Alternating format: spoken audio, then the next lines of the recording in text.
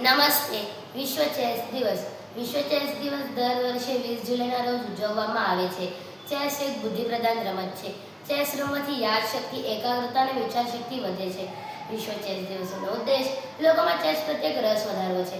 આ દિવસે શાળાઓ, મહાવિદ્યાલયો તથા રમતગમતના ક્ષેત્રમાં ચેસની સ્પર્ધાનું આયોજન કરવામાં આવે છે, જેમાં ઘણા વિદ્યાર્થીઓ ચેસમાં ભાગ લઈ પોતાનું કૌશલ્ય દાખવે છે. વિશ્વભરમાં લાખો લોકો ચેસ રમીને પોતાના મનની શક્તિઓનો વિકાસ કરે છે. ચેસ એક રમત નથી, તે એક કલા છે જે જીવનની રીતે શીખવાડે છે. મેન્યુલેરનના 1961ના તેના આરંભના વર્ષમાં આ એવોર્ડ મેળવનારી પ્રથમ ખેલાડી હતા. રોહિણી ખાંડેકર 1980-81માં આ એવોર્ડ મેળવનારી બીજી ચેસ ખેલાડીઓને એવોર્ડ મળ્યો હતો.